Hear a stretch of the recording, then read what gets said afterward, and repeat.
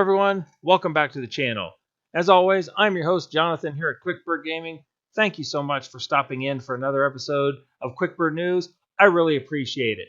So we are doing that episode, 7 days of gaming news in less than 7 minutes. We're covering Sunday 3 November through Saturday 9 November.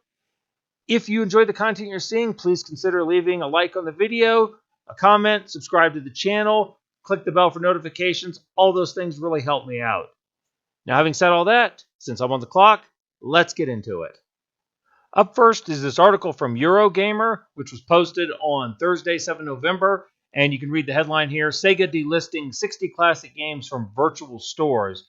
Now, if you read down here, basically they say that on the overnight for those of us in the U.S., from December 6th to December 7th, a bunch of these games are going to come off of storefronts like Steam and the Xbox Store, and they will no longer be available to purchase. If you already own them, you'll still be able to download and play them according to the Sega FAQ. Also, according to the FAQ, which I've highlighted here, certain titles are going to remain playable on Nintendo Switch Online subscription service, though it does not specify which ones.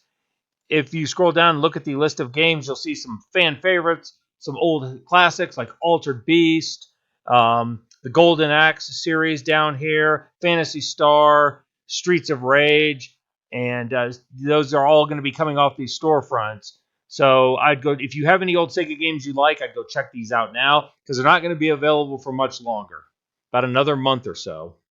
The next article I'd like to cover is this one from PC Gamer, published on Saturday, 9 November, that says, Palworld developer reports Nintendo suing over 3 Pokemon patents.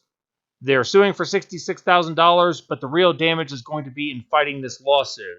Now, Pocket Pair released their report detailing the litigation. Essentially, this entire lawsuit swirls around 3 different patents that Nintendo has claimed regarding creature capture and mount riding mechanics in the game. They're trying to make those proprietary.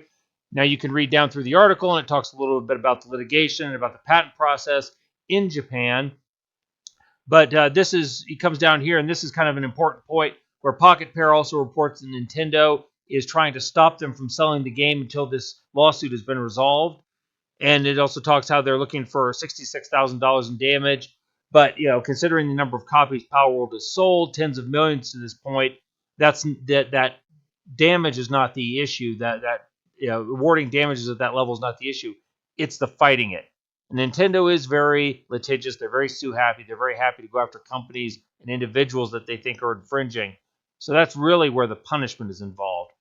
But according to this attorney, this entertainment attorney that PC Gamer consulted, it's a double-edged sword, because if they pursue this and they have to go to court and fight it, Pocket Pair can make the argument that these mechanics exist and they're too broad to be covered by the patent. And if the court agrees, Nintendo could lose the patent, which would open us up to an entire slew of Pokemon clones.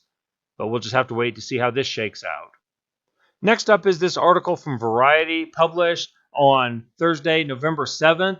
And it says, Mass Effect TV series is in the works from Amazon, with the Fast and Furious 9 writer at the helm as writer and producer. Now, this is something that was rumored for a while. I think back as far as 2021, that they were working on this series. There was a lot of rumor. There weren't a lot of details ever given. But it is now confirmed that it is happening. And we don't know a lot of details about this yet. Not a lot has been released. The last Mass Effect game was Andromeda, which was in 2017. We don't know if this is going to follow on the end of that. We don't know if BioWare is going to treat this as canon, kind of the way Bethesda has done with their Fallout TV series. And we don't know if it's going to tie into the next BioWare game that's in development. But the official news is it's underway. Then there's this article published by Games Radar on Friday, 8 November. The headline kind of says it all. Sony is committing to this idea of requiring a PlayStation Network account for games on the PC, for Sony games that have moved over to the PC, including for single-player games. A lot of players are justifiably upset about this. Nobody wants to have to sign into something like Steam and PSN in order to access their single-player games. It makes sense for a multiplayer environment that has to be curated, but the idea of keeping single-player games safe isn't about safety in my eyes. It's more about control and keeping things sterile. It is a bad look, and I don't like it. Never mind the fact that PSN isn't available in many countries, which means these games won't be either. But Sony is committed, so only time will tell how badly this affects them. Next up is this article from Dual Shockers published on Wednesday, 6 November, and the headline reads, Don't Nod staff goes on strike against layoffs. Now, Don't Nod is a French studio. They do a lot of graphic adventures such as the Life is Strange series. And as you can see where I have highlighted, they've got a restructuring that's planning on vacating about 70 positions in the studio. They're going to lay off some folks. Understandably, the employees are upset about this. So the French Video Game Workers Union is going on strike. And they should, as I'm recording this on Saturday, 9 November, they should have entered their strike yesterday afternoon local time. We'll see how this shakes out. I'm not convinced striking always leads to a good outcome. Labor laws are a little different in France than they are in the U.S., so maybe they have a better advantage. But Don't Nod is not a huge studio. I don't know how much latitude they have to absorb the workers' demands and stay in business. So the outcome of this is TBD. We'll see what happens. Last up is this article from IGN posted on Friday, 8 November, and the headline says it all. Pokemon trading card game Pocket passes 30 million downloads in 9 days.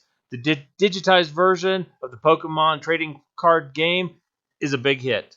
Surprise, surprise. People love Pokemon.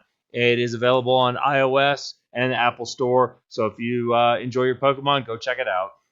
And there you have it. 7 days of gaming news in less than 7 minutes. Thank you for joining me in this installment of QuickBird News. I appreciate that. You all have a wonderful week. Take care of yourselves, and y'all stay gaming.